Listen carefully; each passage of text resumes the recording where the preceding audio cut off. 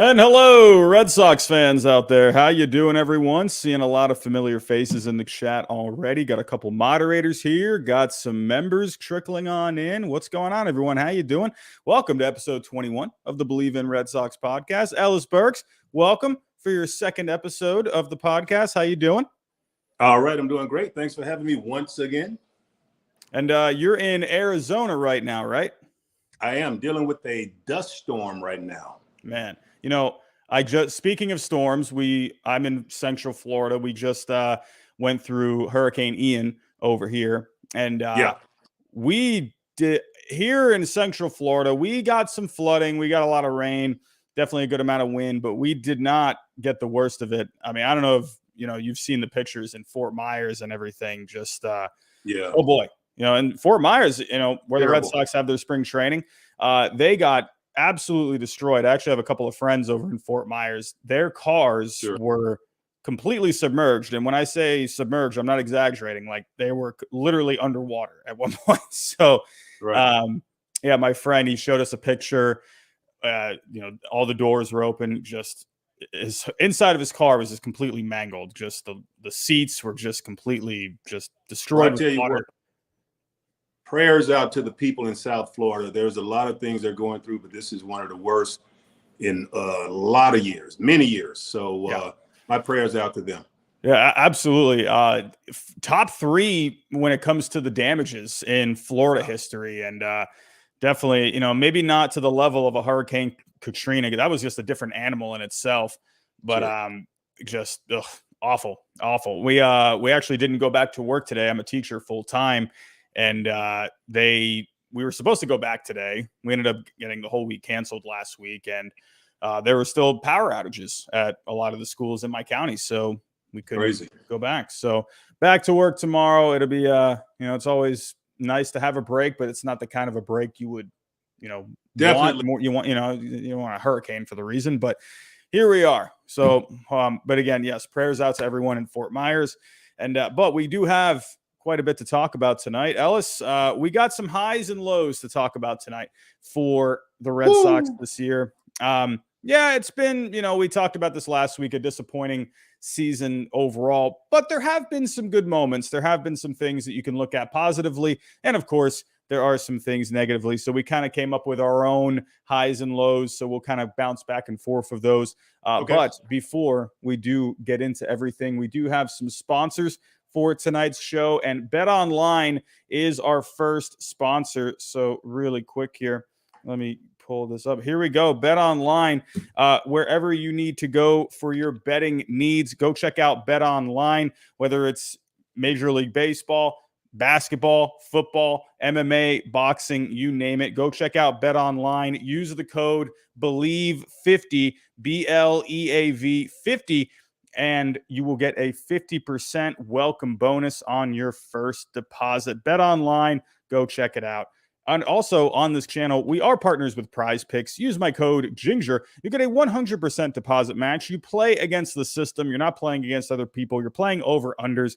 So if you use my code, you'll get a 100% deposit match. If you deposit $20, they'll give you $20. And also check out SeatGeek. Use my code HYDE. You get $20 off your first purchase. Even though we have a couple days of baseball left, you can still use it for football, basketball, anything, a concert, boxing, you name it. Go use my code HYDE, $20 off your first purchase. So, Ellis, man, we got to get to it here. And, actually, before we really do dive into this, we do actually have a couple of news, and I'm actually interested in what you think about the news today of Tony La Russa.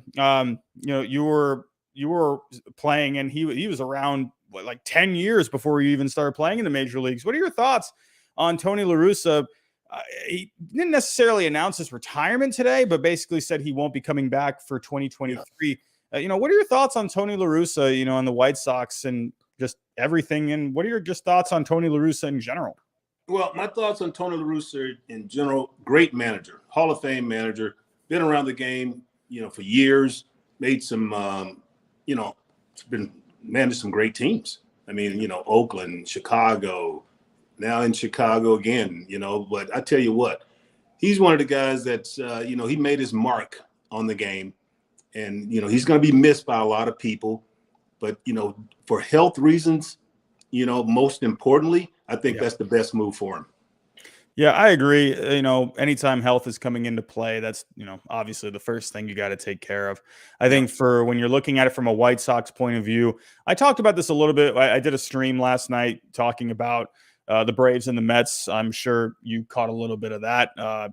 Shocking sweep, in my opinion, from the Braves. I can't believe the Mets couldn't even squeak out a game out of that. That's crazy. A 10.5 game lead in that division. And, not to get sidetracked here, but 10.5 games, I'm not going to necessarily say the Mets completely free fall, but man, that Braves team is just really good. Yeah. And the Braves just came on just strong the last month or so. Yeah, absolutely. And I don't know where I was going with that. Oh, so last night I talked about Tony La Russa, and I was talking about maybe, what could the White Sox do for next year? I wonder what direction they go in, for a manager. When you take a look, back on your playing days and, all the different teams that you played with, when you look at that White Sox team, you got a lot of young guys, you got a lot of veterans as well. What kind of a manager do you think would be a good fit for them? Do you have any names at the top of your head that might be a good fit or well, kind of personality or what? I'm sure they're going to, get someone that's familiar with the organization. Mm-hmm. Someone that knows the culture there, know exactly what they want to do, the philosophy and everything. But I wouldn't necessarily say, get a guy that's extremely young or extremely old, but get someone with some experience. There's a lot of guys in that system that can, fill that role. But, off the top of my head, I can't think of one right now, but you give me a few minutes, I'm sure to come to me. Yeah, absolutely. I haven't really thought about it too much. When I think of someone, I don't know if this would be a great fit. I don't know. I like the quirkiness of a Joe Madden. Almost, he's like the complete opposite of a Tony La Russa. He's a guy where it didn't really work out with the Angels, but I wonder if maybe he could work some magic over there with the White Sox. Do you think Joe Madden could end up getting a job somewhere this season? Well, everywhere Joe Madden's gone, he's, the players really love him. Like you said, the looseness of the locker room, the quirkiness that goes around, in the clubhouse. He lets the players, play their game. He doesn't sit there and monitor every move that they make. He let them be men. And of course, they've had a lot of success under him. Mm-hmm. Now, saying that, I'm not 100% sure if it works with the White Sox. Yeah. He definitely has to, deal with ownership there. And ownership is a little more conservative, I think. So, you never know. Yeah, we'll have to wait and see. It'll be interesting with Tony La Russa. I'll be honest, I love the move with the White Sox bringing him in. I was a big fan of it. There were a lot of people it seemed like people were 50-50 with the move when it happened. Like maybe the game had come and gone, with Tony. It was a different time, not the right time for him to be managing. But to me, he was someone that he stayed around in the game. He was working in front offices. He was familiar with the more advanced analytics. Of course, He's still stuck with his ways, and I can respect that. It did just feel like maybe it wasn't, in the end, in hindsight, maybe the right move. But I will say I did like the move at the time.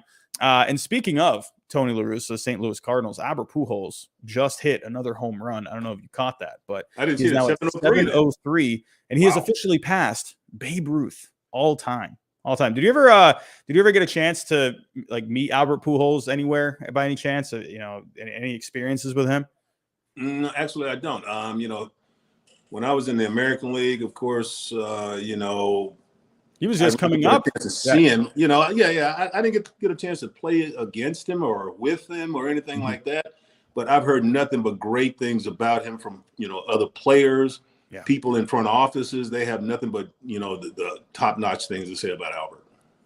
Yeah, it's I'll be honest, man, it is incredible what he is doing this year. Oh, he actually is. It's not just the home runs. He's having a really good season overall. His OPS is fantastic, near 900. Well, he's got 24 home runs now in the season. What an addition he's been. But what gets me? This is what gets me, Robbie. it goes to show you maybe the guy just wasn't happy in Anaheim those last couple of years. Something was going on the field, in the locker room or something, because he wasn't himself. I mean, granted, he's getting older. Everyone gets old, but you still can play the game. You can put balls in play. He wasn't happy there. Then he goes to L.A. with the Dodgers, does a really good job with the Dodgers, coming off the bench, pinch hitting here and there, getting a spot start, okay? Left the Dodgers, boom, goes back to St. Louis. Now you have new life. Yeah. He's going back to a familiar place. That's what I always tell people. You're going back to a familiar place, somewhere that you've already laid some history down yourself, which he has. And then the doors just burst wide open. 24 home runs this year. I mean, come on. Unbelievable. It's an unbelievable season. And I mean, it's honestly, you could do a movie on it. Like, it's like the guy, like, I mean, there were people thinking he was going to retire after last year. Yeah. You weren't even sure what he was going to do. And to see what he's done this year, it's incredible. I don't know. I'm thinking he should stick around for just one more year. Just try and pass Babe Ruth. He's gotten all the prizes. He's announced his retirement. Yeah. It'd be like who did that? Who announced their retirement and came back? Was it Roger? Brett Favre did it like 3 times, I think. So I mean, you could do it, but Albert Pujols, I mean, he just seems like such a family type guy. Yeah. He has the foundation going. I mean, he has a lot of good, positive things going for him. And to finish on a good note like this year would be ideal. Yeah, I think it's kind of, he's just leaving it all out there. He's got nothing to lose. He's just going out there and hacking. So good for him. But let's get to tonight's episode. We got some highs and lows to talk about. Let's start on a good note here. Let's talk about some highs. What is one high that you've had for the Red Sox this year, Ellis? I would have to say this is middle of the season, but the month of June, you're talking about the Red Sox had a great record. I mean, things just was going so well for them.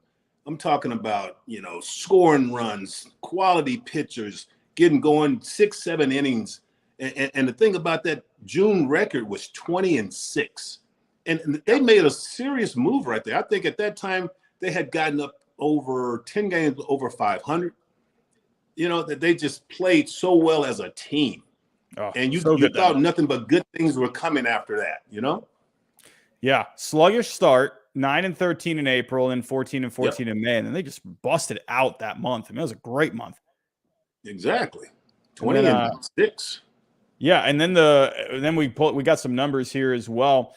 Taking a look at the month of June, the Red Sox offense, they were really doing well. They were 11th overall in offense for that month, but they were pitching extremely well. Yes. Overall, the entire pitching staff was 2nd overall in Fangraph WAR. That was right around when the Braves started to heat up too. They were getting some fantastic performances that month. Nick Pivetta was out of his mind. Yep. Rich Hill was, my goodness, pitching great. Nathan Eovaldi, he was injured a little bit that month, but he had a couple of good starts there, didn't give up any runs. But what I liked about that month was you had some younger guys coming up, like Josh Winkowski. You had Cutter Crawford helping out a little bit as well. They were performing. Connor Seabold did have the one bad start there, but the pitching was doing extremely well that month. And it wasn't even just the rotation, it was the bullpen too. Everyone. And this was another high for me personally. So if I were to kind of add to that, John Schreiber this year was fantastic. I mean, if you take a look at his overall numbers, that month of June, he pitched in 14 games, didn't give up 1 run, 11 strikeouts per 9, 3 walks per 9. I mean, my goodness. I mean, look at the numbers that he's had all year. 62 games, 2.29 ERA, a 2.49 FIP. Good strikeout numbers. Walks are fine. And then, but one good thing about him is he's not giving up a lot of home runs. While the Red Sox have not been a great team, how important do you think John Schreiber, sorry. How important do you think he has been, for this team and moving forward as well? Extremely important. First of all, every time he came in with runners on, runners in scoring position, runners at first base. I don't think he had but one clean inning that he came in. I mean, the guy came in pressure situations all the time, and he just dealt. I mean, this is a kid that came in throwing the fastball. That arm angle, that's a tough arm angle, especially for a right-handed batter. And he would just drop down and use that slider and that fastball that looked like it would just rise because he looked like he dropped down just a little bit, but extremely effective throughout, the whole season. It wasn't like a couple of months he was hot and then he got cooled off of this and that. This went on the whole season. Yeah, and like you said, he came in with runners on a lot. He's stranded right around 76% on base. That's a really solid number overall. Yep. But a great season, and I'm excited for him to be in this bullpen next year. So I'm sure you're going to see Hein Bloom make some moves this offseason for the bullpen. What are you going to do with Matt Strahm? I'd love to bring him back as well. I think he was really solid. I guess the word on the street is actually, I think Strahm even said it himself, that he would like to get back to some starting. And he would like to put himself out there as a starter in the free agent market. I mean, you can't blame him. What do you think about that with Matt Strahm? Do you think that's, to me, it seems like a good financial move, but do you think teams, I don't know, what do you think about that? Because it seems like he really found his footing as a guy out of the bullpen, but I don't know. What do you think about Strahm maybe going back to some starting? I mean, like you said, he had a lot of success this year coming out of the pen, getting righties out, of course, getting lefties out. He can pitch up, down. He used all four quadrants of the strike zone. But the thing about him, he comes in throwing strikes. And when he got hurt, of course, they really missed him. He was another one of those guys that got hurt, and you needed to find someone to fill in for him. But I tell you what, as far as the starting is concerned, I'm sure when you have that kind of versatility, I think it's a plus, and people know that you can go either direction. So, good for him, whatever he decides. Yeah, absolutely. And I think that having that versatility these days, especially with how teams are handling pitching staffs, especially when you're using openers and whatnot these days, I think Strahm, to me, why not?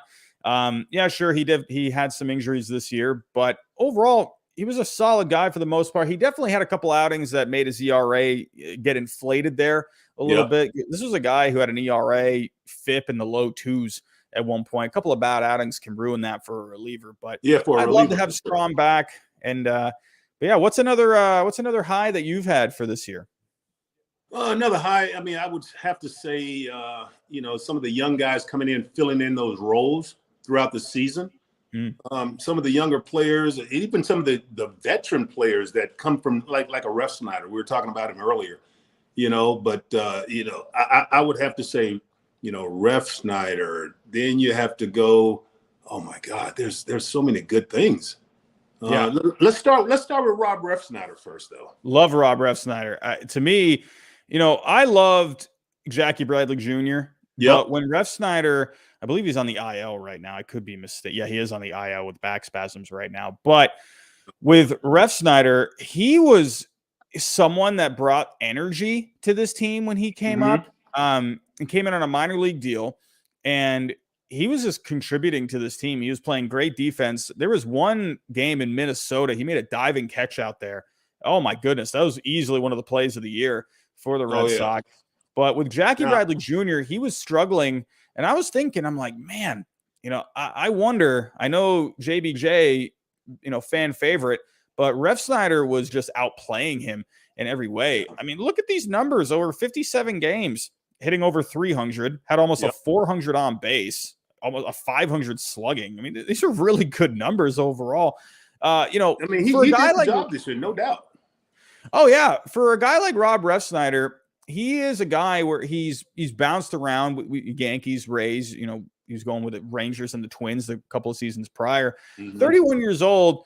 With a guy like this, anyone that comes to mind that you can think of that maybe someone that you played with that kind of resembles a guy that would come off the bench and just really contribute off the bench. Do you remember any players like that? Well, there's a guy that I played with in Colorado, John Vanderwall. John Vanderwall would come off the bench. I mean, he killed right-handed batters, but same thing with Refsnyder. He kills lefties. I mean, that's just something. He has a lot of success against left-handed pitching, and that's something the Red Sox need, a player like that with that caliber coming off the bench, pinch hitting against a tough lefty or spot starting against a tough lefty. Yeah, absolutely. I would love for Refsnyder to come back for next year. Yeah. He's just a guy that brought energy to this team. Sure. And we'll have to see if he can keep it going. Hopefully, I mean, he's not a free agent until 2025, so I'd imagine he's going to be back. Now, I'll tell you what, I got another one for you. Yeah. Christian Arroyo. Oh, yeah. Oh, my goodness. Now, this is a kid. Let me tell you something. I seen him early in his career in San Francisco. You know, they made the trade for him, sent him to Tampa. Of course, he kind of got lost in the shuffle in Tampa, Cleveland, and of course the Red Sox pick him up, thinking that, you know, this kid is just you know, a guy to come off the bench, whatever, help pinch hit here and there, spot start. But I tell you, he's a former first-round draft pick. He knows how to play the game, and he plays multiple positions, which is one of the most important things in the game today. And if you can have a guy like that who can come in, start, and who knows, he may even compete for a starting job next year. Yeah, very possible. There have been team or fans out there, you know, for the team next year where they've suggested Christian Arroyo. Why not have him at second base? For me personally, I like the role that he's in. I like the versatility that he brings. To me, he's that super utility guy that's off the bench, almost like a Brock Holt. You know, I love me some Brock Holt. To me, no one will ever be able to replace Brock Holt in my heart. But Christian Arroyo, he brings that same value. And there's a reason he stuck around with this team. There's a reason he, even if he's going through a down time at the plate, struggling, injuries, he always finds his way back to the team because he brings value. And that's what Chaim Bloom likes. That's what Alex Cora loves, the versatility with these players. But you're starting to see that now in Major League Baseball. You want to expand as many positions as you can for a certain player. You know, look at Chris Bryant. You know, that was what made him even more valuable than just his bat alone, was that he could play everywhere. Yeah. So, and look at the big deal that he got. Well, the key with Christian Arroyo, you have to keep him healthy. This is something that he's been injury prone the last couple of years, and I wouldn't say injury prone. It's been some freak incidents. I mean, the stretching at first base, pulled his groin area right there. You know, getting hit a few times in the same spot on the hand or the wrist area. You know, it's just been freaky little things that happens to him. But I tell you what a clutch player he was throughout the season. Oh, yeah, absolutely. And, you know, even going back to last year, too, I still remember that game against the Braves, had a big-time home run late in that game. And he's been a big piece, and I'm definitely excited for him next year. One guy I have been really high on this year, and a lot of Red Sox fans have, too, and you have as well, is Michael Wacha. And last couple of starts, a little bumpy. So he hasn't been as effective in his last couple of starts. But this is a guy where he has had just a complete turnaround in his career.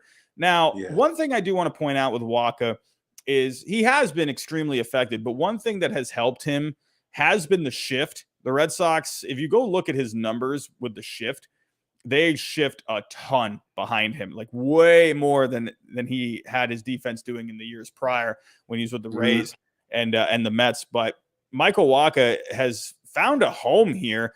It'll be interesting to see now that they're going with these new rules with the shift next year. I wonder how he'll be for next year. But I mean, when you look at the overall numbers, he's been great. I really don't think that you know, not having a shift is going to affect him, because he controls where he's going to spot the ball on the mound. You know, so I don't think that's going to be hurting him at all or anything like that. But I tell you what a player the Red Sox got in him when they went out and signed this guy. You know, you knew he was a bulldog type mentality. You knew he'd get up there and just give you everything he got each and every start. But to go up there at Fenway Park, not to be intimidated at all, and to keep the team in each and every one of the games that he pitched, he was the guy. Oh, yeah. And on Fangraphs, if you go look, they have a tab that's called value, and you can look up basically what a player's performance or what they were worth on the field. And he's been an absolute bargain. He's been worth $12 million this year, and he signed for $7 million. That's a perfect Chaim Bloom kind of a move. So that's Wacha. I'd love for him to come back, and because to me, I think that's a guy Bloom would like to have back as well. Oh, I'm sure he would love to have him back. I mean, it's a matter if dependent on who else approaches him. I mean, as far as a team is concerned, you know, if it's somewhere closer to home for him, or if it's somewhere, you know, that he really, I mean, you can tell he really likes Boston. He had a great time, had a great relationship with not only the pitching staff, but the coaching staff as well.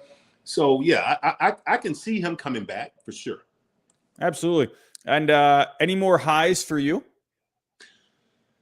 Let's see. We talked about those couple of guys, of course. You know, I mean, one other, if I may. I mean, go ahead. I think There is an obvious one. There is an obvious one, and that is Xander Bogaerts. He's been the best player on this team this year. It'd be criminal not to bring him up after how good of a season that he's had. A fantastic slash line, hitting 305, a 376 on base, a 450 slugging, 132 WRC plus. He's been solid on the defensive side as well. He's been right around a 6-win player. And there were actually some comments that he made. I would love to get your thoughts on that. Okay. He's basically saying, as of right now, he has not made up his mind about whether or not to opt out. So that puts an interesting wrinkle into things. What do you foresee with Xander Bogaerts? Do you think he does indeed opt out, or do you maybe think maybe they can work something out before they even do the opt out? Do you think they can maybe rework the extension? Yeah, for him to have that option, that's a plus for him, okay? You're talking the business side of the deal. Mm-hmm. But, Xander is he's a very loyal guy. He gives it all to the organization that he's with. And I think the Red Sox would make a tremendous mistake not pursuing him and trying to get him in any kind of way possible to get him back in the organization. Because I'm going to tell you right now, the grass isn't always greener on the other side.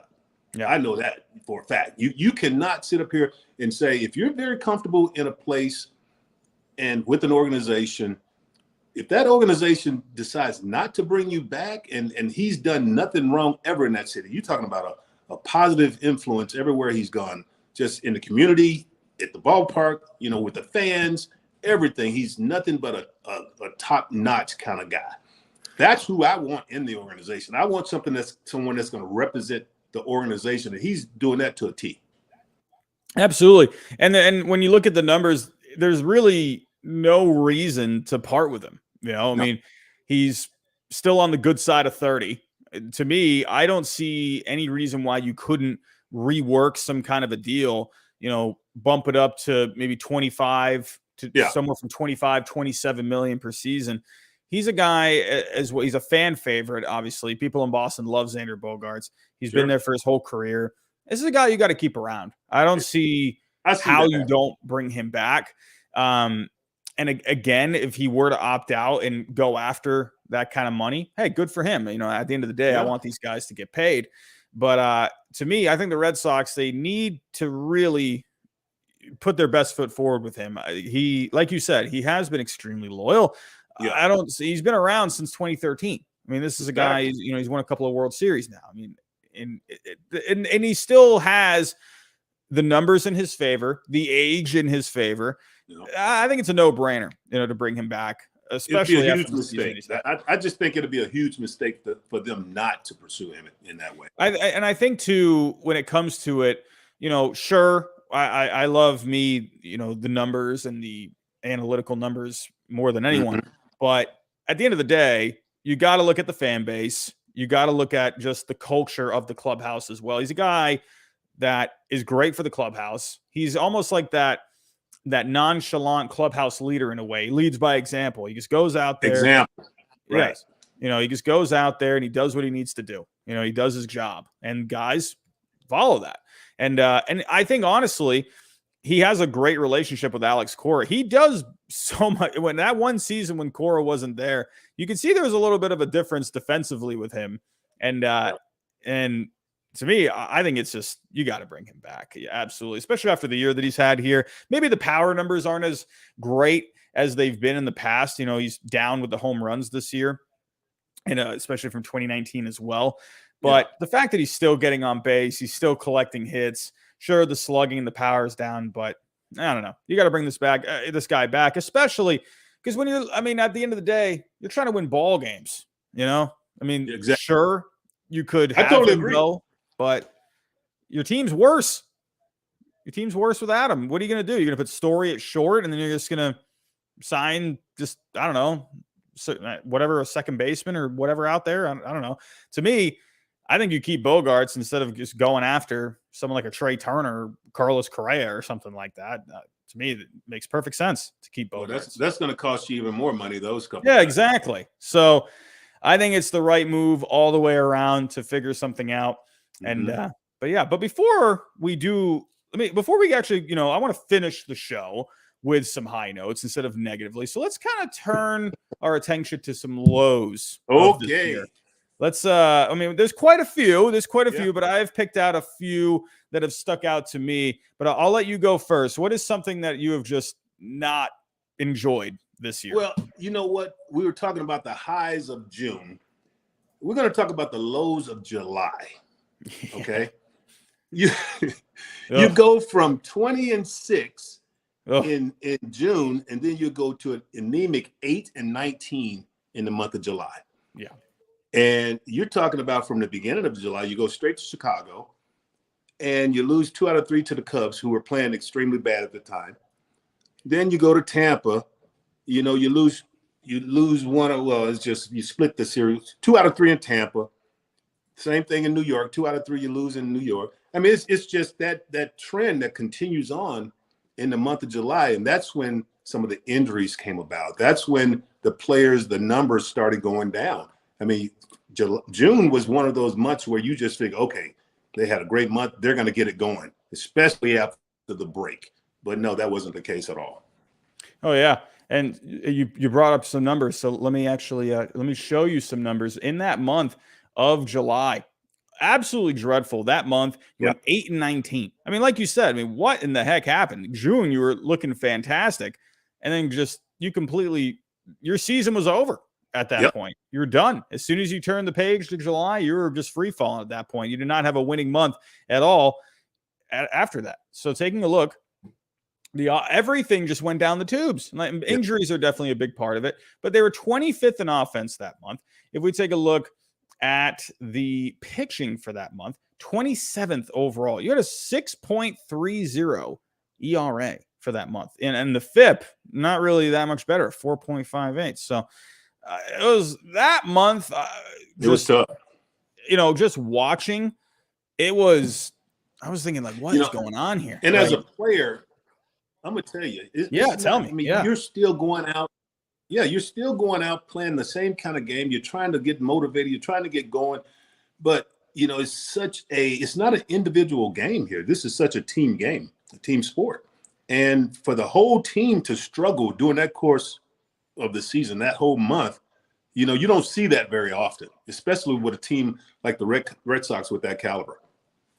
Yeah, and when you were going through a losing streak with any team that you were with, what are is it, I cannot relate, to, maybe I can have a bad day at work, a couple of bad days at work, maybe not a great week, but with you guys, when you got fans, turning on the pressure, what is going through your heads, during a losing streak? When you lose 5-6 in a row, okay, it's time for a little team meeting. You have this closed door team meeting with players only. Then you just kind of go around the room and just talk to each guy. Okay, what do you think? What do we need to do? And you just, everything is bouncing off the wall. You're trying to figure it out. It can't be all pitching. It can't be all hitting. It's collectively, it's the whole team. So that's when you try to just figure it out, take that whole approach. Let me look in the mirror, and it starts with me. Boom. So that's how you get it going. And I'm pretty sure they had something similar to that during the course of that time, but for some apparent reason, it didn't work out.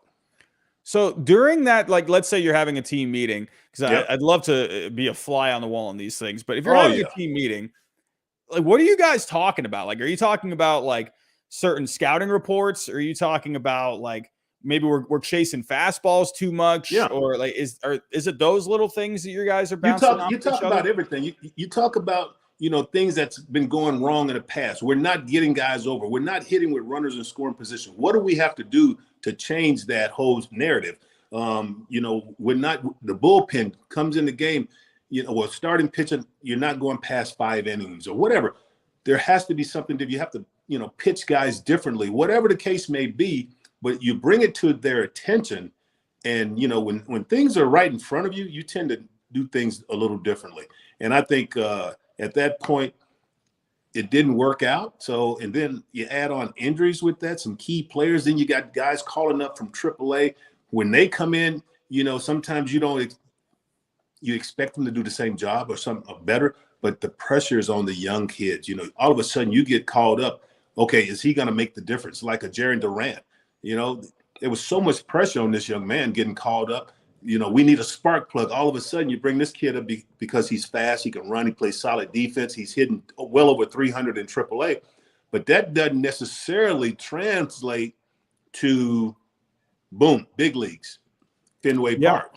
And I think that's a good transition here, because that is a low of mine for this year. And, you know, I don't want to go, you know, too hard on someone like a Jaren Duran, or even like a Dalbec, you know, just because, sure, I've had my thoughts where it was more with Jaren Duran. There were just a couple of plays where I'm thinking like, man, like what happened out there, like in center field? Yeah. You know, sometimes I know exactly like, what you're talking about also. Yeah, there was like that one. It was one that just the ball just fell like right near him. He just seemed lost out there, you know, and like you don't know what's going through his head at that time, but he definitely had some things to say, and he's opened up a little bit. There were some quotes here saying, you know, it's been pretty hard. I can't talk about too much of it, but I've been pretty low this year. It's been a struggle to stay here in the majors. I try so hard to please everybody. So when I hear people bad mouthing me and there are home fans, I take it to heart. It's like, dang, I need to try harder because I'm trying to make everybody happy. It's so hard. That's the mistake right there, Robbie. Yeah. As a player, you cannot make everyone happy. Your game, you have to understand the kind of player you are.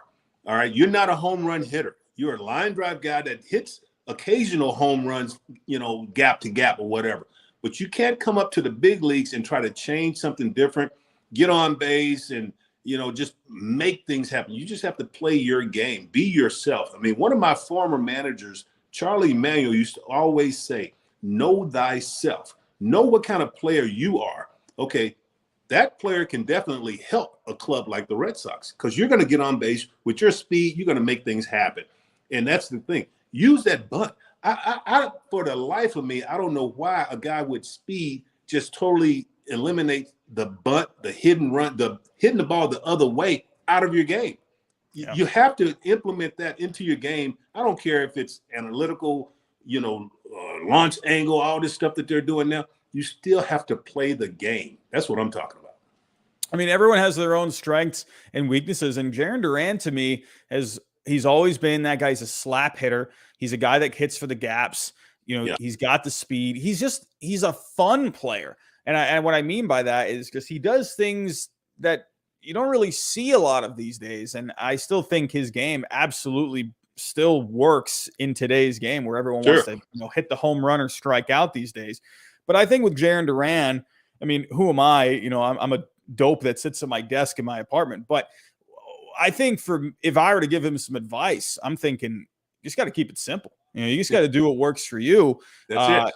Don't let all the noise in. You know, for me, I'm not at the caliber of a Major League Baseball player, but I've competed in powerlifting for the last 10 years. And me and my coach, the one thing we always talk about, you know, when something's not going right, we're always sitting here and we're saying to each other, you know, just got to keep it simple.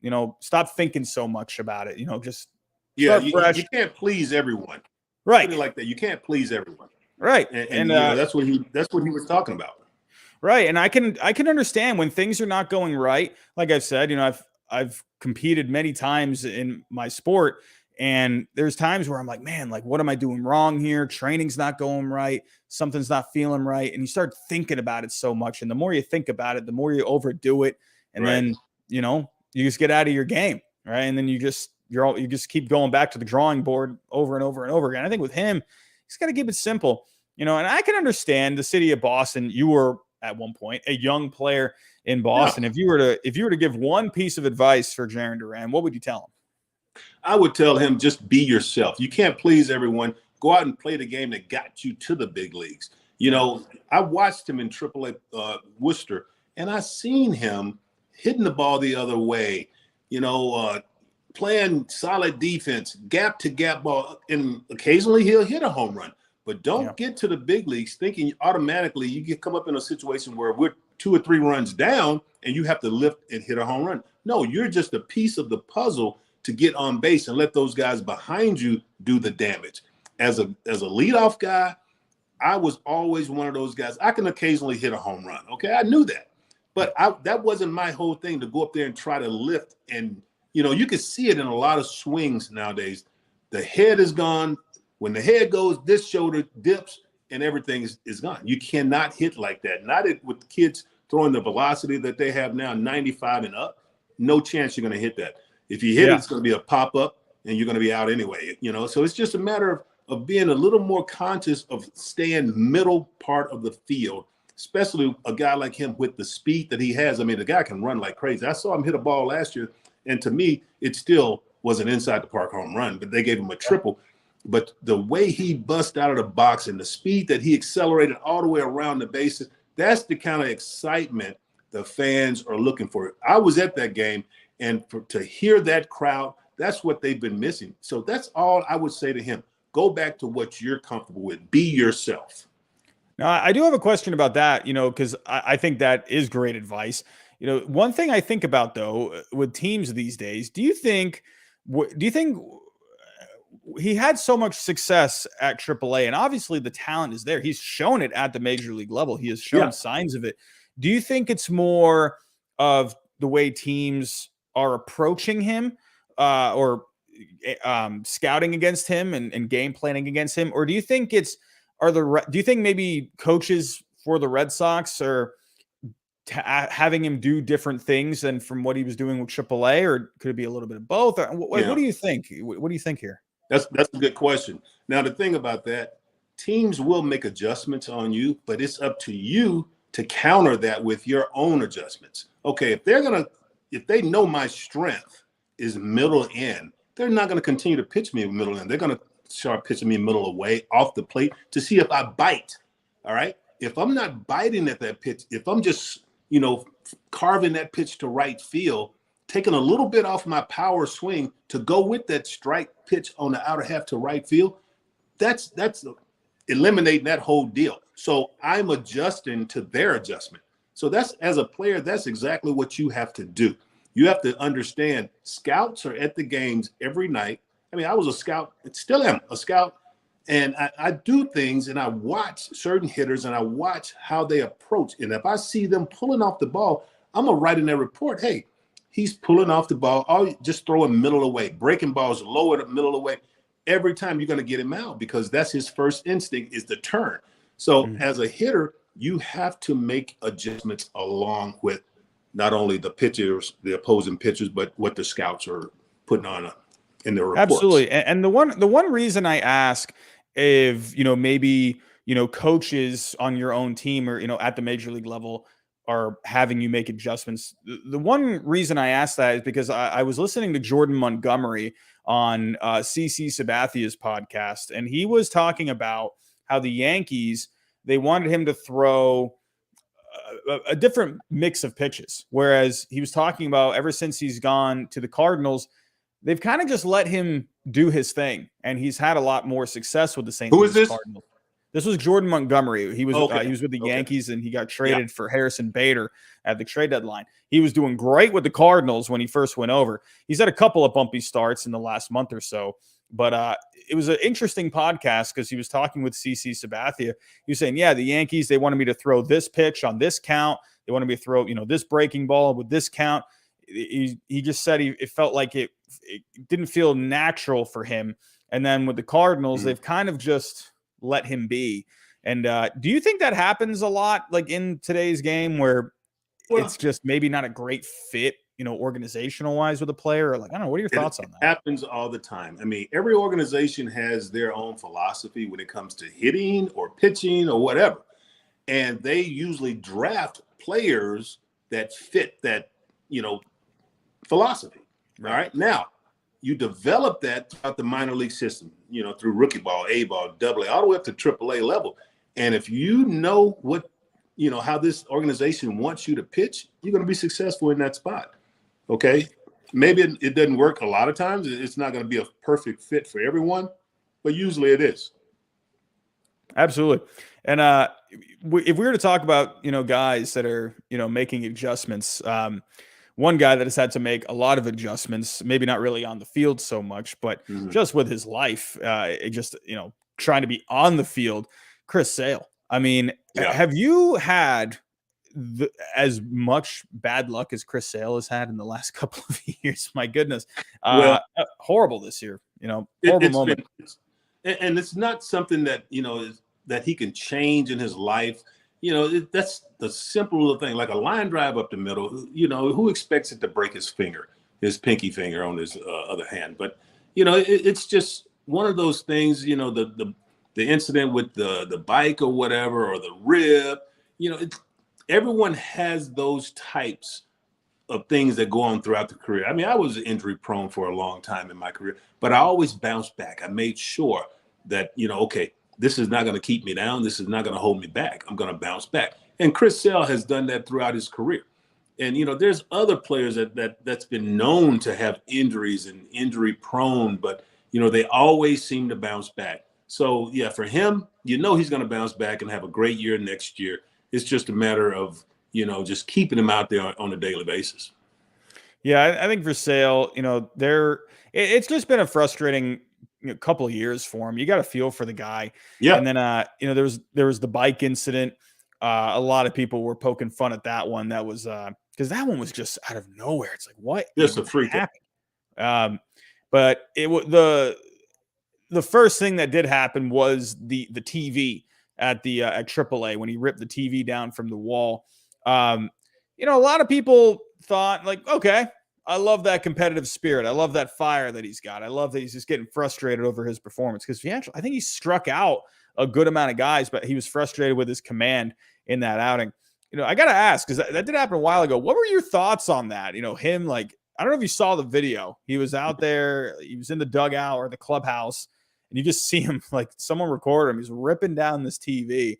I'm sure you've had a lot of players come and go where you've seen some frustrating moments like that. Yeah, I mean, I didn't see that particular moment when he did that. I didn't, this is the first I've heard of it. So that's something that, sometimes players, I mean, they play the game, in very emotional part of the game. I was never that kind of guy, I never slammed my helmet. I never broke a bat on the ground. I mean, the bat didn't do it. My helmet didn't do it. Oh, you didn't break the telephone like David Ortiz did? No, I never. There was only one time I threw a couple bats on the field, and then who got hurt? But no, that's something, out of total frustration. When you're competing on a daily basis, you perform a certain way for so long, and all of a sudden, you're going to have those nights when you're not going to be yourself. Okay, you're not going to be that guy that can, I'm going to use a regular player here. You may be struggling at the plate, but you can go out and perform defensively and make the diving play, the game-winning catch in the gap or whatever. So you find other ways that you can help the club. But I'm not going to sit up here and just be destructive or tearing things up because I'm frustrated, because I have other guys around me that are looking at me and looking at my leadership to see, okay, how is he going to react to struggling like this? Because, you see him, how good he acts when he's doing well, but I want to see how he reacts to certain things when he struggles. So you have to understand, people are always watching, and I always like to try to, set a good example, whatever I did when it comes to baseball on the field and playing and doing things the right way. So no, that's totally different. Guys react differently, and he just reacted emotionally and in that situation. Yeah, and I think Chris Sale, he's eventually gonna get onto the luckier side of things. And that is someone I don't think he's going to need to make any adjustments when he comes back. I think he's going to be completely fine. He was looking really sharp, when he first came back. So I think he's going to be completely fine. I think that'll be, and hey, at the end of the day, his arm is as fresh as can be. So it's going to be a nice addition for the Red Sox rotation next year. So if we were to go with a couple more lows, any more lows for you? I got one more that I want to talk about. Okay, let's see. Let's hear yours first. Well, I'm going to go with Bobby Dalbec. We're talking about Jaren Duran. Bobby Dalbec, I was really excited for him this year, and I still think there's a lot of potential with him. I think he has a good head on his shoulders. Good guy. I just think with Bobby Dalbec, there's definitely a lot to improve on. I remember last year I was worried about the strikeout numbers, and I know that fits in today's game, but with Bobby Dalbec, I felt like it was a little too much, for that, being that young in your career. But Bobby Dalbec, this was someone, a bit of a disappointment this year. I mean, all the way across the board, 116 games, over 350 plate appearances, hit 212, on base under 300, a 367 slugging. These are bad numbers, but, and I think he'll be the first one to say that too. At the end of the day, I think Bobby Dalbec, remember he went back down to the minors and, Sure. not really, he did hit 5 home runs there. So, he's maybe working on some things over there, but I don't know. What are you thinking for Bobby Dalbec next year? Do you think he will still have a spot on this team, or what do you think? I'm going to go back a little bit to last year where that second half of the season, you saw the emergence of Bobby Dalbec. You saw the guy that he can possibly be on a daily basis, not only offensively, but defensively. He played extremely well, made some outstanding plays. But offensively, you're looking at power. He had tremendous power. He still has that, of course. But he put more balls in play. He's going to strike out because he's one of those free swingers, but he also makes the pitcher, when he makes a mistake, he's going to take advantage of that mistake. Okay, now fast forward to this season. There was no added pressure, I thought, on Bobby. It was just when you get off to a slow start, it's hard to maintain that same psyche as a hitter because you want to get out of that slump. You 0 for 10 to start the season. Okay, I don't want to go this game go 0 for 4. So you're starting to, kind of stress out mentally a little bit, and you're not really seeing the pitch, taking certain pitches this far off the plate. You're swinging at everything, trying to get that initial first hit to get things going because that's what baseball is all about. Once you get that first knock, things start rolling. Once you get that first home run, that's when it starts going. You're not trying to hit home runs, but you have to get that first one out of the way first. You know what I'm saying? So with Bobby, it was just one of those things where he never got it going the way he had it the second half of the season last year. And it just mounted on him, and it just became – it was that domino effect. It just rolled over, kept going, and it just got worse. And mentally, when you play like that, it's going to be hard to bounce back. Yeah, and I think with Dalbec, I think this is going to be I think it'll be a productive offseason for him. When you look at the year he had in 2021, he had almost a 500 slugging. Very, very solid. Very solid in 2021. I think this is going to be one of those years. Hey, it's the the prototypical sophomore slump. I know he had that short stint in 2020. He was doing really well there. But I would say 2021, that's his first full year. And then you got the sophomore slump. It happens. I think he's going to go into this offseason. They know what he's got to work on. He knows what he's got to work on. At the end of the day, he can play the corners. He's a power right-handed bat at Fenway Park. He's going to have a spot on this team next year. I think there will be some people out there that say, hey, we should trade this guy. Let's see what we can get for him. But let's be completely honest here. There's really not a whole lot of value with Bobby Dalbec right now. So I think he'll have a spot on this team. I don't necessarily think he'll start, but I think he'll be on the bench. And I think you could see a much better year next year. Yeah. My whole thing is, we talked about it earlier, making adjustments. Okay. As a hitter, I'm giving myself 2 solid swings. If I don't put the ball in play, if I don't make solid contact, and I still got an opportunity up there, that third, I have 2 strikes on me. I'm choking up. I'm trying to do something a little different. I'm trying to make an adjustment, shoot the ball back up the middle or the right field. I'm not going to continue to do that same swing all the time. And I think a lot of times he got caught up with that same mentality of trying to pull from shortstop all the way over to third base.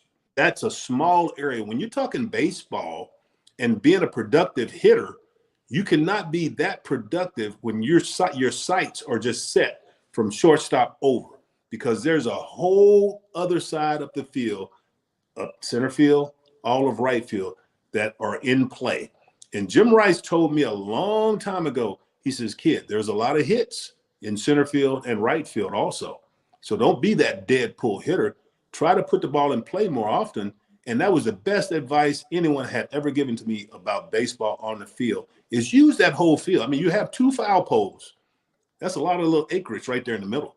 You don't have to be that one guy that's just trying to pull, because you're limiting yourself as far as your your capability, what you can do in a hole, because you can just be the best player that you can be using the whole field. And I think that's what a lot of players have to do. Yeah, absolutely. And I definitely think with Dalbec, that's something that he is going to work on for this year in this offseason. If you look at the numbers overall, if you go to the batted ball numbers on Fangraphs, in 2021, he was pulling the ball 39.3% of the time. He was going up the middle 34% of the time. And then 26.7% of the time was going oppo. That the pull number actually went down slightly this year, and his up the middle percentage actually went up.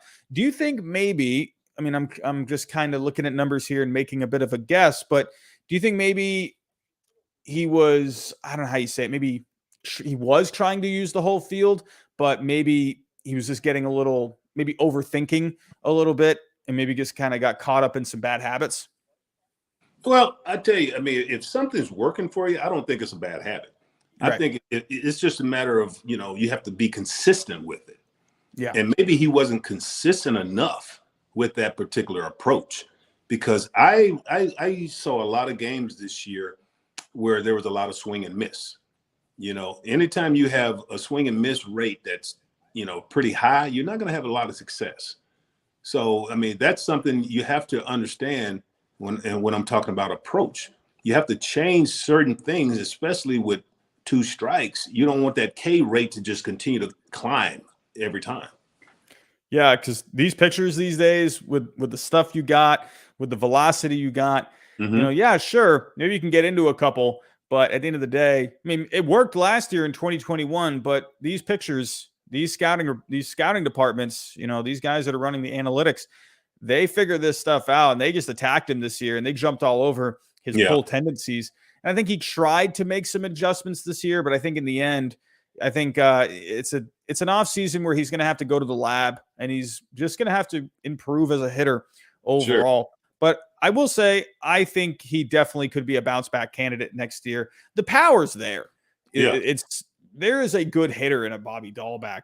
Now, could he end up being still more of a pull hitter? Sure. But like you said, I would like to see him go oppo, go up the middle as well.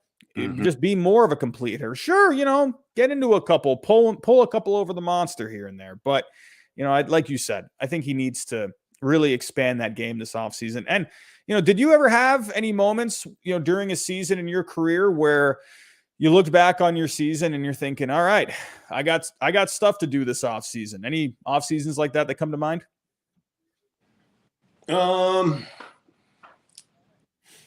With injuries, of course, that played a role in a lot of my seasons. But, for the most part, I mean, I had the approach where I struggled at the beginning of the season. I was always better the second half.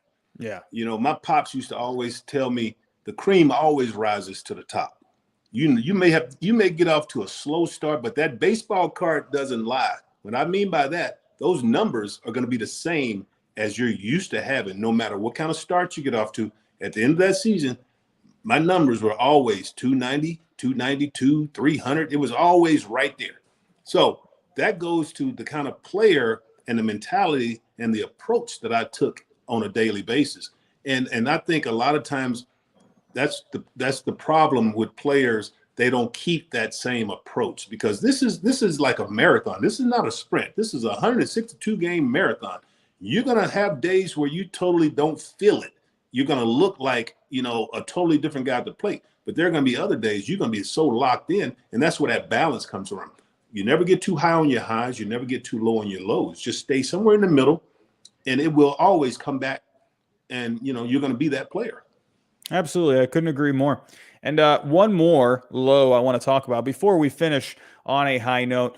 Got to talk about the pitching staff this year. I think that in the end, there were a lot of things that happened with this team this year, but when we're just looking at the starting rotation, they just didn't have that guy or those couple of guys at the top. Pivetta was looking like that guy at one point, but I think in the end, Pivetta, I think he's more of like a 3 or a 4 in a rotation. Sure, Wacha's had a great year. Rich Hill's had some fun starts this year. Evaldi, he's been hurt this year. They're just never really was anything going. This rotation almost reminded me of the 2015 rotation of the who's the ace rotation. You had Clay Buchholz there, you had Wade Miley there. You didn't really have an ace of the rotation. Whereas, nowadays it doesn't seem like that's the most important thing in your rotation these days, just because of the way, pitching staffs are being handled now. But there was not a clear-cut ace in this rotation this year. To me, I think they need, sure, you're going to have Sale back, but would you like to see the Red Sox go after like a top guy this offseason, like a Carlos Rodon, or maybe even someone like a Jacob deGrom? What are your thoughts on that?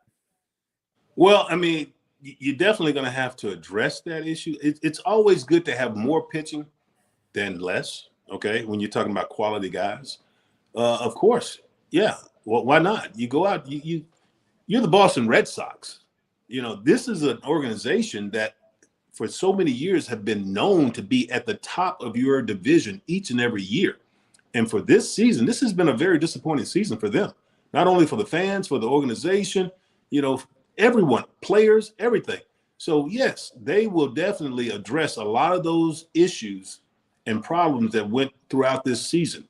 I mean, I can't just say, okay, they're going to focus on pitching. They're going to focus on, middle infield, whatever. No, this is something that collectively everyone's going to get together in the off season, and that's going to be the start. I'm sure they're talking about it as of now. Yeah. What direction we need to go. What can we do as an organization to get back to where we were or where we're used to being? Yeah, absolutely. It's funny that you just mentioned that, sitting down, putting your heads together. A little off topic here, but I got to say, one of my favorite movies was Moneyball. I love that movie. Did you see that movie? Never seen it. No, oh man, you got to watch it. It's the Oakland A's movie. I know what it is, but everyone talks about it. But I never had any interest to watch it. But I heard it was a good movie.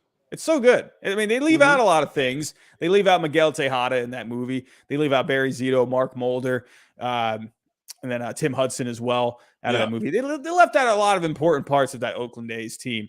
But I always think of the the part of that movie where they're all sitting there. It's like this. It just looks like they're at the Oakland Coliseum. It's just dark and just whatever. They're just in some concrete room, and they're all sitting there like, all right, we got to replace Giambi. We got 50 home runs to replace here. And then they have all these free agents on the board. And then, Brad Pitt goes, all right, we're not going to sign any of those guys. So I look at that and I think, man, like that's how it used to be, where you're looking at RBIs, you're looking at batting average. And nowadays it's just such a different game than what it is. I'd love to be a fly on the wall in one of these meetings somehow, some way, but in the end, it'll be interesting to see how they go about it. I think you need a combination of the analytical part of the game as well as, players that can help you. Okay. I think a lot of the players, there's so many good players out there that's going to be free agents, and it's going to be an amazing offseason to watch who goes where, what team. I mean, I'm going to give you two teams that are so used to winning, and all of a sudden they had bad years. San Francisco Giants, Boston Red Sox. Yeah. Two major markets. And I'm telling you, it's one of those things. It's going to be a frenzy. Oh, yeah. It's going to be fun, especially with someone like Aaron Judge, who is one home run away from breaking that record. He's got to get it, man. I'm pulling. He's got to get it. To get it. I mean, man, if you're in that position, if you're in that spot, you got 3 games left, which, by the way, the Yankees, Luis Severino has a no-hitter going right now. I'm sorry if I just jinxed it. But if you're in that spot, how are you feeling up there? Are you pressing? Or are you just thinking whatever happens, happens? Let me tell you something. In 1996, I had 39 home runs going into the last series against the Giants. The first 2 games, I'm swinging and just swinging at everything, just trying to hit and out of my element. I'm trying to hit a home run. Didn't do it. The last day, something just told me, just be yourself. Just try to hit the ball to right center field. I got a pitch out over the plate. Bam. right center field, number 40, last day of the season. And I think Aaron Judge is going to get that home run. Now, I'm not saying the last day, but he's going to get it this series against the Rangers. And I would love to see it because I love seeing history being made. And, you know, you're talking about not only breaking Roger Maris's record, but the American League record. I would love to see that done, especially for a guy like him. Oh, yeah. To me, I actually just did a video on my channel for best fits for Aaron Judge in the offseason. The team that I think is the best fit for Aaron Judge are the New York Yankees. I mean, to me, when you look at every team that's out there, sure, the Giants could be fun. I definitely think they could use someone like that. I mean, to be honest with you, I think the Red Sox would love someone like an Aaron Judge, that power bat at Fenway Park. That's a dream.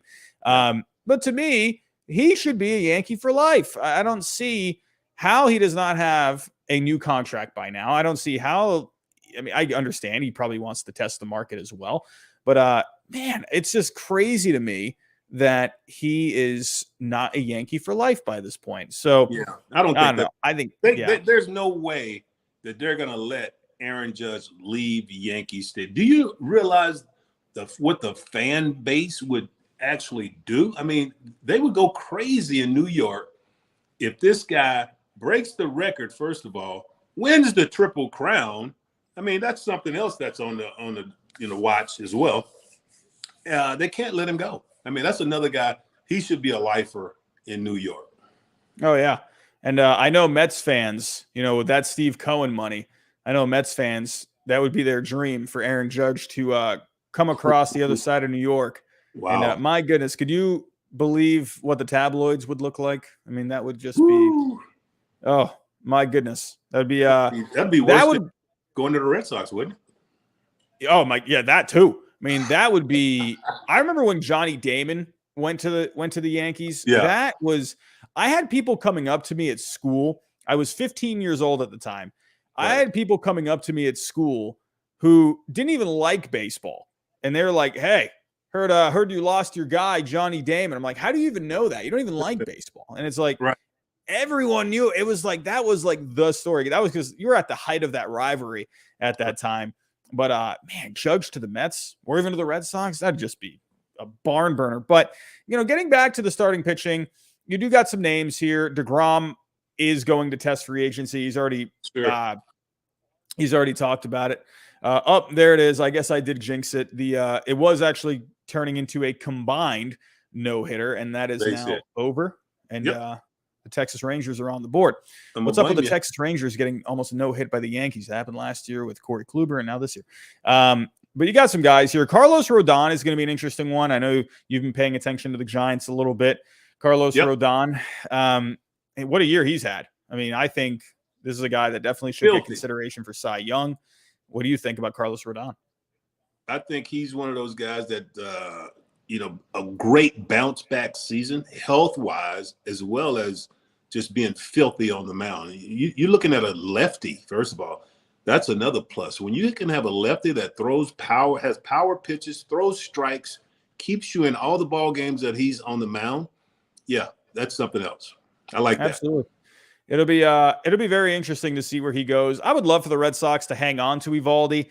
I think he's a gamer. Do I think he's an ace? No, I think he's a 2, a really good 3 in a rotation. But I definitely think the Red Sox, they need to try and add a guy. I know you're going to get Sale back, but I know he's had horrible luck. But at the end of the day, I would feel like a bit more comfortable if you did add someone. We'll have to wait and see how it ends up going.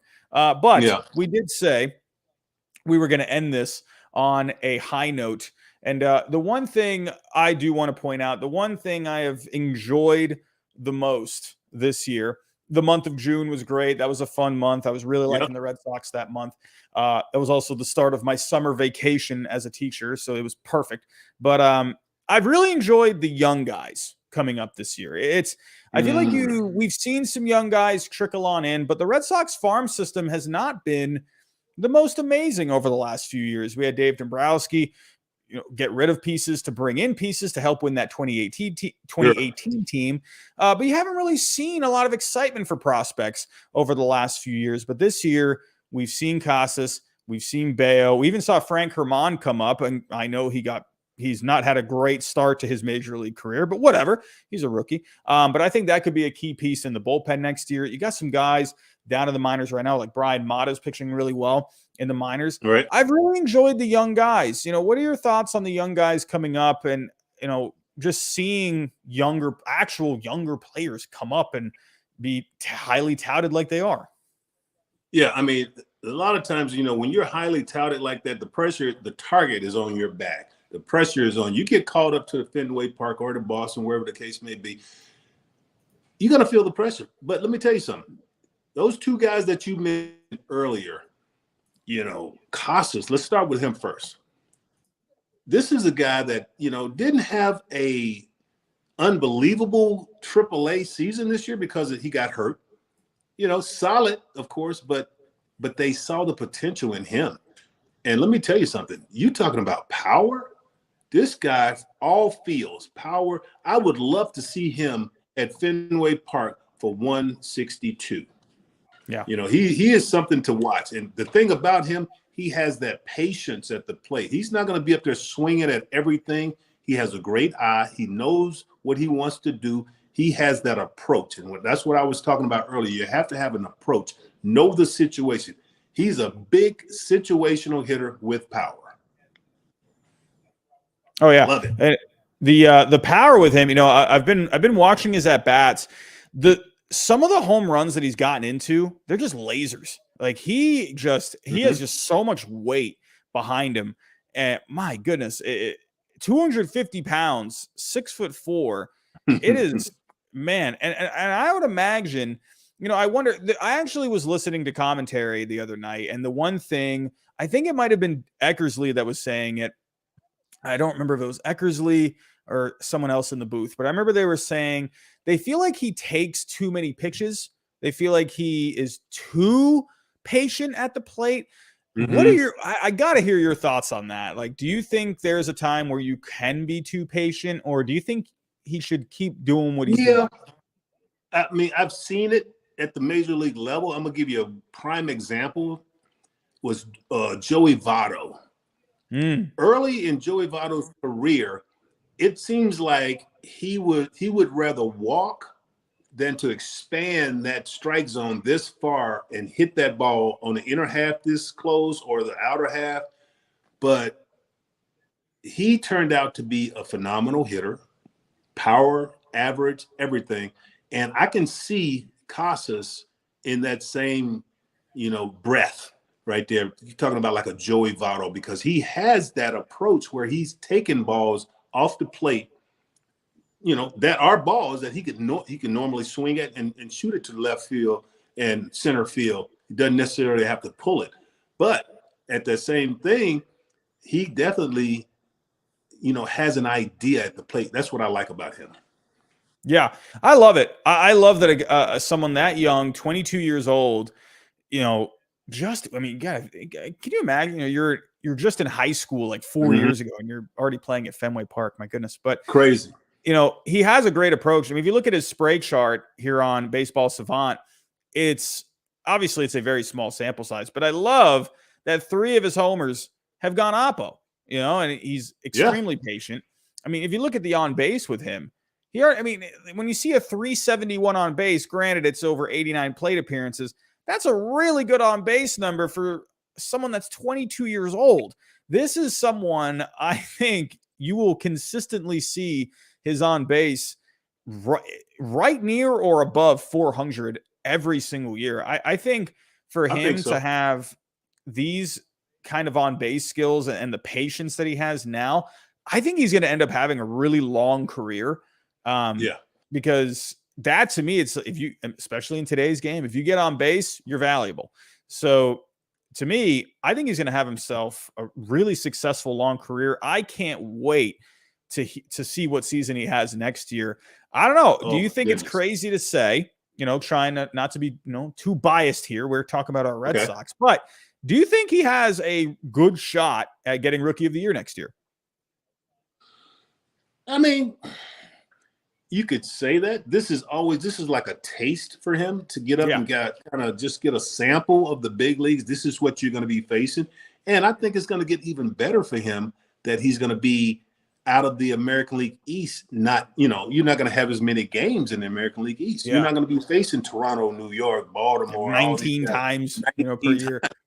I think that's going to help him to become a better hitter. So I can see that. It depends. You know what? For a young guy, it all depends on the start you get off to, always. Because young kids usually, if they get off to great starts, they tend to maintain that. All of a sudden, you get off to a bad start. You're a young guy. You let things bother you. People are over here going in this year. All this. Everyone has the answers for you. People don't mess with veteran players because they know those guys are going to hit. They're going to come out of their slumps, whatever. But when a young guy goes into a slump, you're hearing it from everywhere. So if he doesn't let that bother him, he's going to be all right. Yeah. I mean, I'll go for it. I think absolutely. I think he absolutely could be the Rookie of the Year next year. I love me some Tristan Casas. I was so excited when he came up. I am definitely a huge fan of Casas. And, I'll say right now, my bold prediction, he wins Rookie of the Year next year. I'm going to go for it. I'll throw my You heard it here first, folks. The Rookie of the Year. There's my pick right there. I'll stick with it until the offseason. And I tell you what, another guy, we got to talk about Brian Bayo. Oh, God. He's been great. We talked about him a little bit last week. But, man, when you look at the numbers, when you just look at the stuff, he's still finding his footing. He did not do very well against the Blue Jays. The whole team did not do very well against the Blue Jays. 10 hits, 4 runs allowed. But to me, I think, for my personal opinion, the fact that you're going up against these good offenses in your rookie season, this is only going to help him moving forward. What are your thoughts on that? Yeah, I think anytime that you can come into the season and you're basically facing Yankees, Orioles, Blue Jays, these are teams that are in your division that are nasty. They're playoff caliber type teams. And he's been starting against a lot of, he had a start against the Rangers, of course, and did, very well. But let me tell you, a kid has all the stuff. I love his makeup. This is a guy, not only do you have the arm, the velocity, you have the makeup, the pitchability. This is something. He throws strikes. He throws 3 to 4 quality pitches, and he can spot those pitches. And that's the thing. When you have a young kid with that kind of ability and that kind of makeup, you got something special. And the Red Sox have something special when you're talking about Brian Bayo. Absolutely. And, it's funny. I have his game log pulled up here with the Texas Rangers. That was his best start of this year.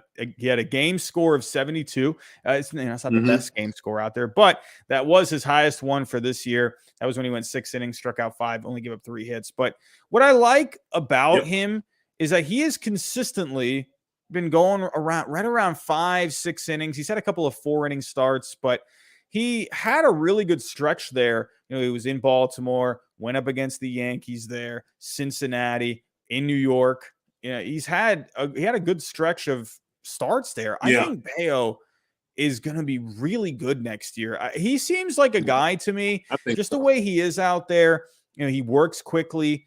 It just seems like nothing really bothers him out there. He's just out there. He's just playing his game. You can't teach that. Yeah, and you can't teach that. That's instilled in you. That's something that he has. That's that kind of makeup. That's something that's going to help him later on. And the best thing that they could have done this year was to bring him up and let him get a taste early.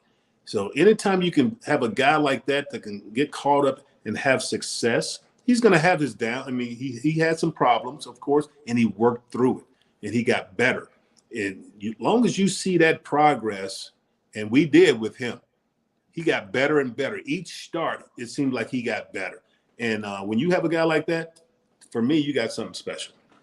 Absolutely. And the numbers really show with his pitches as well. When you're looking at, if we're on Baseball Savant here, and I'm looking at his pitches, looking at the vertical movement as well as the horizontal movement, the slider, as you can see here, 3.3 inches of vertical movement compared to the average slider this year. So that slider has been working really well for him. The sinker has been really effective for him, right around 4 inches more vertical movement compared to the average. And also the changeup has had good horizontal movement this year. And actually his changeup when it comes to run value, his changeup has been his best pitch. That changeup is nasty. We talked about it a little bit last week. It's nasty. It reminds me of Pedro's. Maybe not nowhere as good as Pedro's. Right. But it gives you that funny little feeling like, man, I've seen a little bit of a changeup like that before. Yeah. He's going to be good. The advanced numbers really like Bayo. His average exit velocity, that's in the top 50%. His barrel percentage, so guys are not getting good contact against him. Barrel percentage, he's right there in the top 20%. Fastball velocity, he's averaging 97 miles an hour this year in a short stint. He's right there in the top 10%. He's getting guys chasing. He's right there about the 58th percentile. That's pretty solid for the most part. He's special. There's going to be more improvements in this offseason. I think he's going to be a really nice addition for the rotation next year. If you can go out there this offseason, maybe add one guy. Let's just say, for example, I don't know. I'd have to look at numbers to see if it really would be a good fit. Let's say you add someone like a Carlos Rodon. To me, the numbers, he'd be a good fit anywhere. But let's say you added him. Let's say you added Carlos Rodon. You added, you get Chris Sale back. You got Bayo there. You got Pivetta. Let's say you bring Evaldi back. All of a sudden, that looks like a really good rotation on paper. I don't think they're as far away from a good rotation as you might think. It doesn't look like bad right now, but it could look really good next year. I think the negative for this year, was their starting pitching, but I think next year it could end up being a strength. What are your thoughts on that? Yeah, I mean, those guys that you just mentioned, I mean, you talk about just to add a player of that caliber like a Rodon or whomever to fit with that particular rotation right there, I think that would be – it could go a long ways. And when I say a long ways, I'm talking about on the success. Those guys right there, and you're getting Chris Sale, you're getting a healthy Chris Sale back who hadn't pitched hardly at all the last 2 years. So his arm is going to be 100%. It's strong. Okay. Yeah. And then you got Bayo, throw him at the number 3. All right. You got or number 4. And then if you had a Pivetta or Nate at the 5, oh my goodness. I mean, come on. I mean, those are strengths. I mean, I wouldn't go there far and put them at a 5. I'd put Bayo at 5 just to have him right there. Right. But still, you're talking about a solid rotation. And that could contend. Absolutely. And you got some young guys in this bullpen.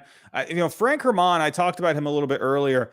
Look out for him. This is a guy, the numbers are really bad right now, but in the minor leagues, he had been putting up some really good numbers. Frank Herman, this is the guy they got back in the Adam Ottavino trade when basically the Yankees gave Ottavino for free. But actually, because Ottavino's contract was underwater, they paired Frank Herman with him to even out the value. So the Red Sox ended up just getting Ottavino and Frank Herman for free because the Yankees were trying to get Ottavino off of their roster. So they ended up getting this guy for free.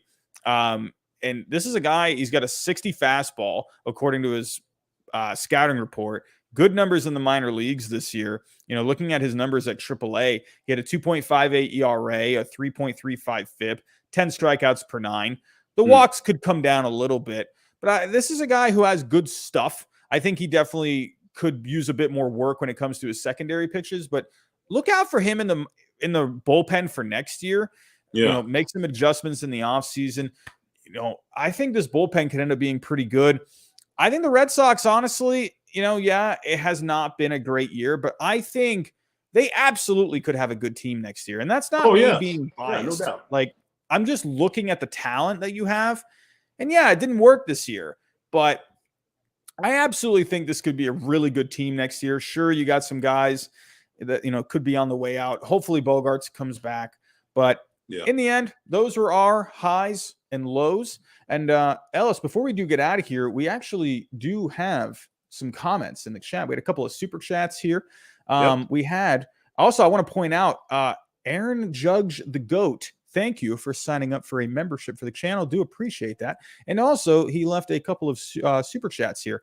2024 MVP. will be Sean Murphy. So I know you've been familiar with your Giants. Sean Murphy across town in Oakland. He's been really good. There's been talks about maybe Sean Murphy could be a trade candidate this offseason. Good young catcher. Do you think maybe the Red Sox could? I've heard the Red Sox as a possible option for Sean Murphy, a good young catcher. I don't know. Would you like to see the Red Sox go with someone like a young catcher like that, or do you think they should maybe stick with what they got? Well, if you stick with what you have, you're looking at like a platoon type thing. Yeah, Connor Wong and a Reese McGuire most likely. Yeah, and that's sometimes that's good because you're keeping the guy pretty healthy, you're keeping him pretty fresh throughout the course of the season.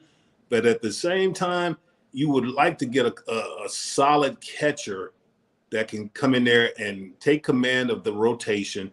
I mean, it could easily be one of those guys, but you want to see someone come in and take control and be that starting guy that you can depend on for at least 100 games.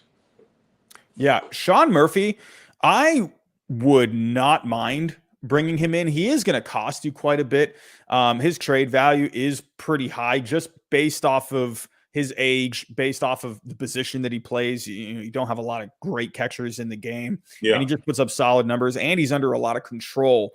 He's not a free agent until 2026. I would love for the Red Sox to explore a deal like this. He handles pitching stats really well. So if you explore a deal like that, Robbie, then you're talking about what are they going to want in return?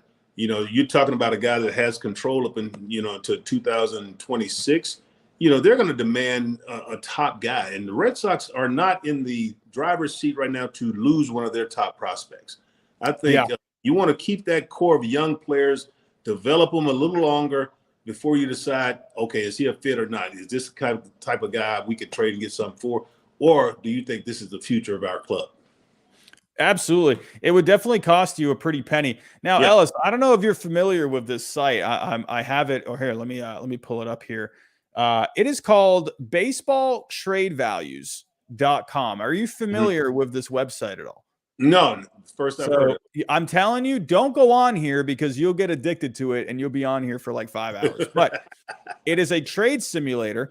The guy that made this, his name is John Bitzer.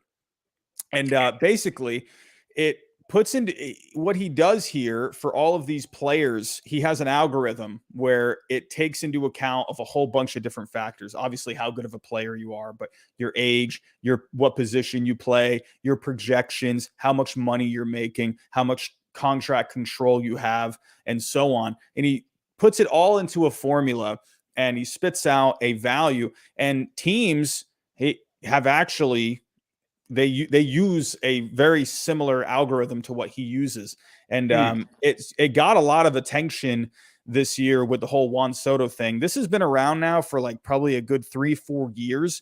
And Jeff Passan on ESPN, he was the first one to really bring this site to life. I've loved this site for the last 3 years, and it was nice to see it finally get some attention because he's actually had guys in major league organizations, give him a call, about this. So it's a very sophisticated site. So if you take a look here, Sean Murphy is worth 54 million of trade value. So that's how much you would have to give up in terms of players for him. Now, so if you go to the Red Sox, now someone like a Marcelo Meyer right now, and these do fluctuate because based off of, performance and whatnot, he updates it every week. So Meyer, as of right now, would be worth 55.4 million. So that would be right around the same value as a Sean Murphy. Now, so I wouldn't give him up. You got guys like, Whitlock, Koss is up here. Bayo is right around 31.5. Devers is 30. So it obviously also comes down to, team philosophies as well, needs that you need. But this is right now, at least, what it would cost you. So, in other words, just to make it simple, yes, it's going to cost you a few prospects. So, maybe you could put together something like a Nick York, a Kadeni Rafaela, maybe a Miguel Bleis. You're still pretty far away at that point. So, who's the young minor league center fielder that was in AA for the Red Sox? I think he got minor league player of the year this year. I think that was Kadeni Rafaela. Or am I wrong? I don't know, but if that's him, I saw this kid play. You got to hang on to him too. He's going to be a player. I think that's because he had a really, it was Kadeni Rafaela. Right now he's the number 3 prospect. This guy just exploded onto the scene this year. Let me actually share his stats here. Let me hear some of those stats. So taking a look at him, oh my, he is an uber athletic kid. Like, whoa, like look at the numbers that he's been putting up. He hit 299, a 342 on base, 538 slugging. The slash line is fantastic, but 21 home runs, 28 stolen bases. The strikeouts, the strikeout to walk ratio, I'm not the biggest fan of. Only 26 walks compared to 113 strikeouts. I'd like to see the walks come up, but whoa. That comes with experience. Right. He's a very aggressive hitter, but this year something really worked for him. Yeah, I saw some highlights on this kid. And let me tell you something. He reminded me, not a big kid. Like a young 5'8", 152. Yeah, like Mookie Betts. The kid just an explosive bat. He's got a solid arm, great defense, and the guy can just swing it. I'm like, whoa! I really was impressed by him. Yeah, he is someone to keep an eye out for next year. He was putting up these numbers both in high A and then he was in double A. The numbers dipped a little bit in double A, but that's not very surprising. He still had 12 homers and 14 stolen bases over the 71 games. He was way better in high A, but he was still doing pretty well at double A. That's a name to look out for. Because another reason is he is versatile as well. He can play in the infield and he can play in the outfield. So, and he's a speed threat. So look out for him for next year. That's another player. You got some guys, Brian Mata. That's one guy I'm excited for. I think he could do something next year. A lot of young guys here, but a Sean Murphy, maybe, I don't know. Is it worth the prospects? I don't know about that. But yeah, don't go on baseball trade values if you don't want to be on there for a few hours. We just had a couple more here. One more from Aaron Judge, the GOAT. He's asking you, Ellis, should the Red Sox sign Correa? And he also says Moneyball is the best. So he's telling you got to watch Moneyball. It's a great movie. Great movie. But I don't know. For me personally, I would not sign Correa. I would just want Bogaerts. I think you would probably feel the same. Yep. Yeah, I don't think that's a quick answer right there. I would say no, because I'm stuck on Bogey. I love the way this kid plays. I love the way he not only his play, his defense, the offense. Of course, the home runs were down. So what? He had doubles. He had 40 plus doubles. The guy's gonna hit. And that was just one of those years. You have an off year as far as the home runs are concerned, but the average and everything else was there. So no, I wouldn't get rid of him. No, I agree. I would definitely want Bogaerts over Correa. Yep. We have another question here. This is an interesting question from Ratchet Dewan. Ellis, were you ever annoyed or upset at getting walked? No, because I got to see all the pitches that he was trying to get me out with. I worked a walk. That helped me following that bat, because if a guy throws you a lot of pitches, you're seeing the rotation, the flight of the ball. That's actually helping you out even more so. Yeah, I agree. And one more question here. We got one more from Mad Season. When will the Red Sox be back in the playoffs? Can't really answer that right now. We got to see what they do in this offseason. Right now, this team, the way it is, they're not making the playoffs next year. But they got some fun young players. You have a whole offseason to look forward to. Could they be back next year? I think they could. What do you think? I think they could. It depends on the moves that they make in the offseason. Different acquisitions at different positions, of course. You keep your main core of players, but you build around what we discussed earlier, some bullpen help, one more possible starter, possibly the catcher's situation, but not Murphy. We don't want to get rid of top prospects like that. Yeah, I agree. I would love to have someone like a Sean Murphy, but to get rid of the prospects, I don't know about that. Unless Chaim Bloom can just swing a deal where we can just win the deal. I don't know about that. But we actually did have one more question on Twitter, and that was, will this be Chaim's make or break last chance for when the offseason finally hits. So he's basically saying, will this be Chaim Bloom's last chance, with the Red Sox? Let's say not a good season next year, another losing season. I don't know. Do you think the Red Sox could go in a different direction at that point? Or I don't know. I feel like Bloom is here for the long run. Well, you know what? That's beyond my pay grade. I can't comment on something like that.